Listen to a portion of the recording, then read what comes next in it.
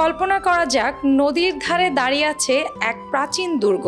বাতাসে ভেসে আসছে শীতলক্ষার সোদাগন্ধ, চারপাশে শোনা যায় পাখির ডাক, ও দেয়ালের গায়ে হাত রাখলেই বোঝা যায় শত শত বছরের ইতিহাসের ভার। এটাই নারায়ণগঞ্জের হাজীগঞ্জ দুর্গ, এক নিদর্শন যা সময়ের সাক্ষী হয়ে দাঁড়িয়ে আছে। দুর্গটি নারায়ণগঞ্জ শহরের হাজীগঞ্জ এলাকায়, শীতলক্ষার পশ্চিম তীরে। চার কোণে গোলাকার বুরুজ, দেয়ালে বন্দুক চালাবার ফোকর আর ইটের তৈরি সুউচ্চ ওয়াচ টাওয়ার, সব মিলে এর গঠনশৈলী যেন ইতিহাসের পাঠ্য বই থেকে আসা এক স্থাপত্য।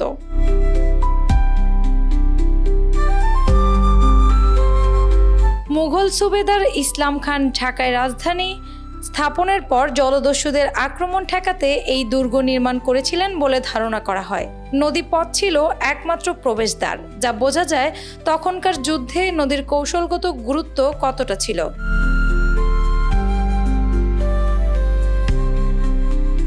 কিন্তু আজ দুর্গের দেয়াল থেকে আস্তর খসে পড়ছে, ওয়াচ টাওয়ার ভেঙে যাচ্ছে, ভেতরের খালি জায়গা এখন পরিণত হয়েছে খেলাধুলার মাঠে।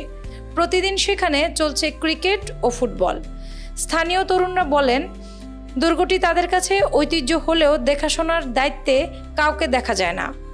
ষাটোর্ধ্ব এক দর্শনার্থী জানালেন, তিনি সিরাজগঞ্জ থেকে নারায়ণগঞ্জে বেড়াতে এসে সময় বের করে হাজীগঞ্জ দুর্গ দেখতে এসেছেন।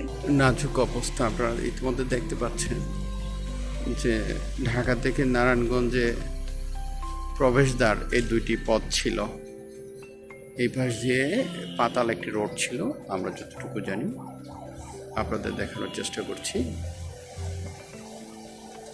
তার চোখে এই নিদর্শন শুধু একটি ধ্বংসপ্রায় স্থাপনা নয়, বরং অতীতের সঙ্গে বর্তমানকে যুক্ত করা এক সেতু বন্ধন। তবুও কালের পরিক্রমায় দুর্গটি যেন ধীরে ধীরে বিলীন হয়ে যাচ্ছে।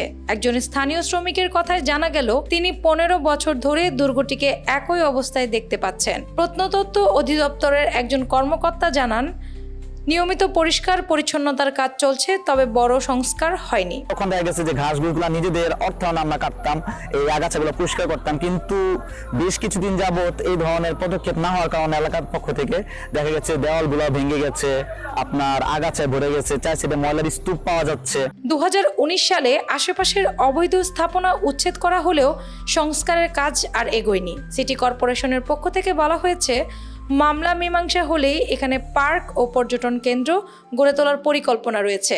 কিন্তু ততদিনে কি এই দুর্গের ভগ্নদশা আরও বাড়বে না? হাজীগঞ্জ দুর্গ আসলে শুধু একটি ইট পাথরের গাঁথনি নয়, এটি যুদ্ধ, প্রতিরোধ, সাহস আর ইতিহাসের নিঃশব্দ কণ্ঠস্বর।